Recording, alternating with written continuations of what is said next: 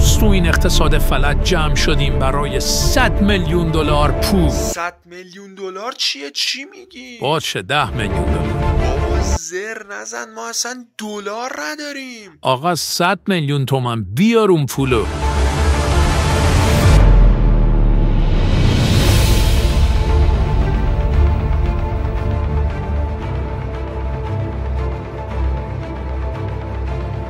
قربان شما بفرمایید. بی جان شما اصلا راه نداره، من که نمیرم تو. تو خراب کردی همه چیزو خودت، تویی که زدی زیر یعنی چی؟ صدا چیه؟ یا خدا اینا فقط گفتن قراره بکشنمان که. فکر میکنم بهت شب و روز.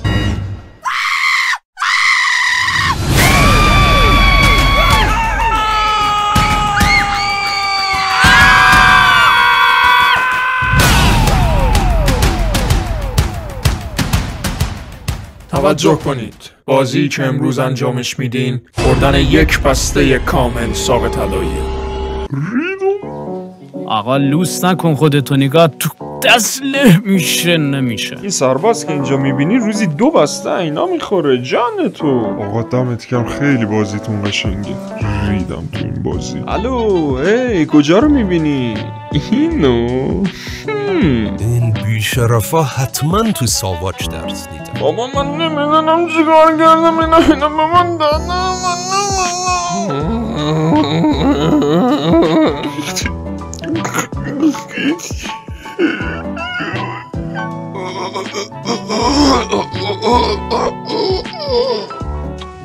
آقا تو رو خدا منو بکش، من نمیخوام اینطوری بمیرم. الکچین مزلاک خوردم. یام باشه میخورم.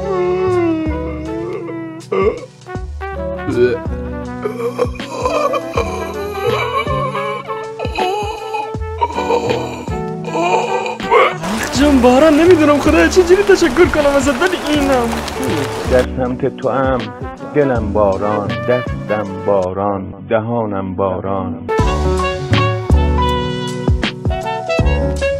اعوذ بالله من الشیطان الرجیم. دلقک چیکار داری میکنی؟ فکر کردی اینجا مدرسه است؟ آقا خودت گفتی تناب کشیه. این دلقکو بدن تناب بندازی میرون، ببخشید.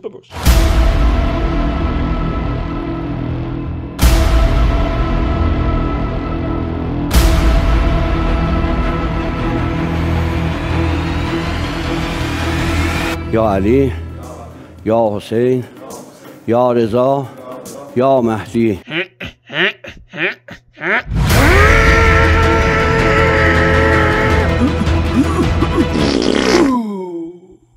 این گوزه رو انداختنش با این خراره.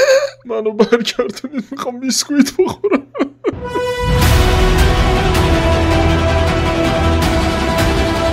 بازی آخر، پل صراط. چی گفتی؟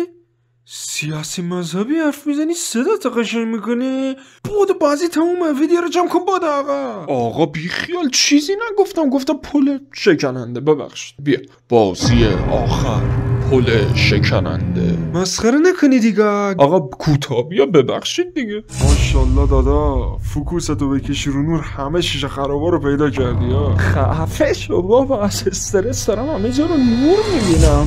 تکنیک بغل شیشه را میری و تمام. سربازی گفت وسط برو، سربازی گفت وسط برو، سربازی گفت وسط برو، سربازی گفت وسط برو.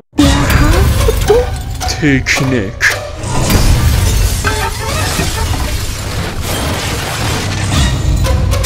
بار به این رئیس گفتم آقا شیشه ها رو از امامزاده حسن نگیریم، بیابروی اتفاق نیفته دیگه. امامزاده حسن که اصلا شیشه نداره، همش لباسه.